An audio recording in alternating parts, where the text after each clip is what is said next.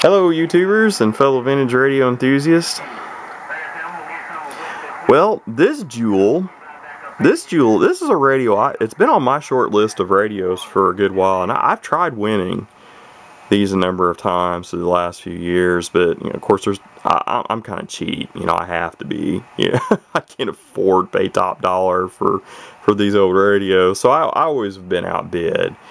But you know, I've really wanted one of these, even though they're the same radio as the 88, the Cam 88s, which I've shown one of my Cam 88s in you know, one of my early videos. The only difference is these are fancier looking. I mean, they look nice. I mean, this radio is not cleaned up or anything, but you know, they've got a nicer look to them, and it's got an SW, you know, a standing wave ratio bridge built in, which the 88s don't have that. So it uses a different meter as well. Same radio otherwise. But they only made these for like 2 years. You know, the Cam 88 they made for 6 or more years. I can't remember exactly. But it was only about a 2-year period they made these. And there's a lot fewer of these radios. I don't call them rare, but I call them uncommon. You know, they're not the easiest set to come by. So anyways, I had not been checking eBay much lately. Over the weekend, I did a search. I found this one. It was a $35 buy it now, $20 shipping. You know, the seller had, you know, not fully tested it. He said he hadn't fully tested it. He tried it on a mobile antenna, let it receive for a while. He was able to receive stations. Couldn't TX because he didn't have a microphone for it. But it did have the original power cord. So I took a chance. I mean, because I've never even seen one of these, you know, not tested, partially tested, guaranteed not work and sell for $55, you know, including the shipping. So I jumped all over. I thought I'm never going to find one cheaper, you know, and I've got some parts rigs that you know, could cough up pieces needed to get it going if it had problems. Well, I fired it up and it was peace, love, and joy for a while. You know, the old 98 and I mean we'd hit it off. We were in love. But I was my good friend Wolfie was helping me test this, and we talked for a good while. And he told me early on it had an AC hum, and that honestly didn't surprise me. You know, it has original filters. I can't tell that really much of nothing's ever been done to this radio. It's pretty much original. And the hum started to get worse, and right after he said that, I lost channels 1 through 4. So I shut her down. So, you know, I know power supply needs to be rebuilt. It uses a can filter. I'm not going to use a can filter. They're too expensive. I'll put some radials on the bottom side. So from the top, it'll still look original, but it'll just be using the little radial capacitors in the bottom. I'm assuming I've lost a crystal in the mix sequence is why I don't have 1 through 4. The rest of them are still there and on frequency. So I guess I'm gonna show a little bit of the repairs. You know, I'm gonna have to do some work to this rig. I didn't get lucky like I did with my 88s. Both of them, I've never had to do anything other than replace a few tubes in them, and I did have to replace one in this one. I did test the tubes, and this Amperix 6GH8A was bad, but luckily I've got loads of these, and so I've already taken care of that little issue. So anyhow, I'm gonna show, I guess, some more repair video. It's going to turn out to be kind of similar to the Lafayette HE20C that I'm, you know, doing, well, simultaneously. I've been feeling pretty good here lately, so feeling better anyway. So I've been doing a little work on these radios, you know, a couple days a week, you know, a little work off and on. So anyhow, let's hope it's peace, love, and joy again. I can get her going. So 73s for now. Hello, folks. Yeah, as mentioned, everything didn't stay as peace, love, and joy with the Cobra Cam 98. It started off that way. It was great for a good while, but you know, I have to say I'm partially, if not completely, to blame. I knew better. I should have brought her up on a Variac and done it slowly, and you know, and really tested the filters even before I did that. I just didn't, you know, since the guy I bought it from had powered it up and used it a little bit. I thought, well, what's the difference in me doing it? And I just didn't take the time to recondition the filters. And they might have went bad, you know, anyways. It may not have mattered. But I should have, before I did anything, at least tested them. I do have a capacitor tester. Okay, so I'm going to go ahead and put on each. This is the can filter. It's got 3 rails on it. It's got let's see, 230 ultrafarads by 450 working volts and 120. So I'm going to use these radial capacitors like you've seen me do in some other videos. The 230s I'm going to, you know, use 47 by 450s on, and I've got a 22 by 450 I dropped in the floor here that's going to be used in place of the 20 ultrafarad rail. Since this is the, you know, the Cam 98s came very late in the production of the Cam 88s, and so it was about 1969, 1970, maybe 71 for a little bit, maybe. In back of my mind, I think I've seen ads for the 88, 98, and 71 in like S9 magazines, but don't quote me on that. I can't swear to it. I do know that rare Cobra 25 transistor base I show in another video, I did run across an ad, and I don't remember what year it was. It could have been 70 or 71, where it was advertised, and the Cam 98 and the Cam 88s were advertised as well. But anyways, back to the filter. The early Cam 88s used 4 rails. They had two 230s, 230 ultrafarads, and 220 ultrafarads. But only, from what I understand, only the very early ones to do. And see, I've got a service manual here. This is for the 88, but they're the same radio basically. And really the only difference is the SWR bridge, and there's a few things added to the 98, and there's a few things laid out a little different, but there's not, but basically they're exact same radio.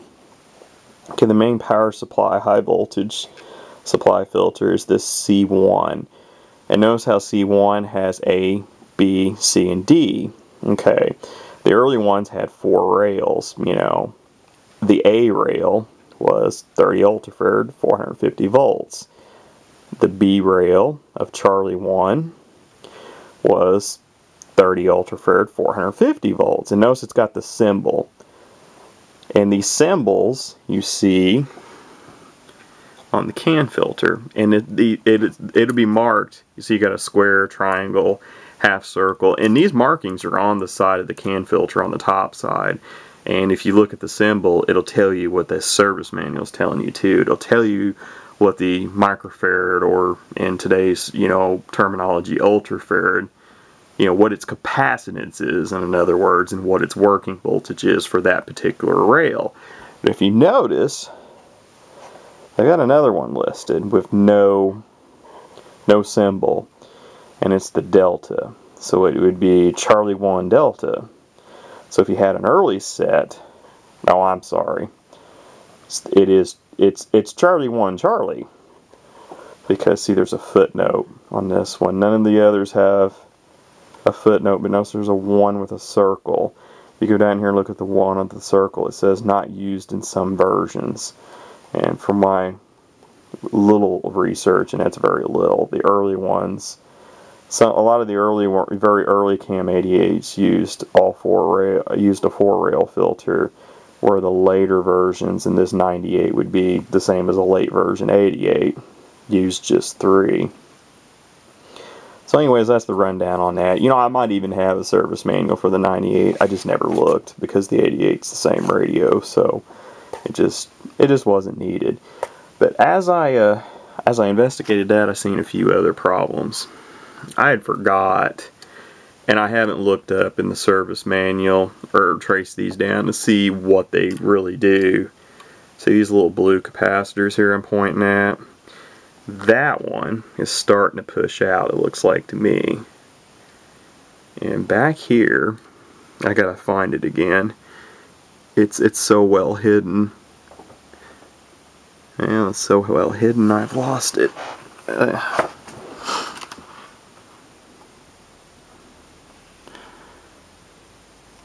Well, I remember it running off of this tube, but I guess I'm blind. Oh, well, I've got this radio propped up and it hides it. But I think I can cheat and get the camera down at an angle where I can show it. But looking at it straight on, that's why I couldn't see it. Let me get the camera down here. But right up in here is another one. And I can't get the camera at a good enough angle. I had the radio laying flat. You could really see this one's pushed out. It doesn't show on the camera as well. And I haven't used my capacitor tester on either. But you know that they're either shot or close to it. I know this needs to be replaced, main high voltage CAN one, because I've got quite a bit of hum. It got worse the longer I used the radio on TX, which is a good sign to shut things down. So hopefully I did shut her down before I did any real harm.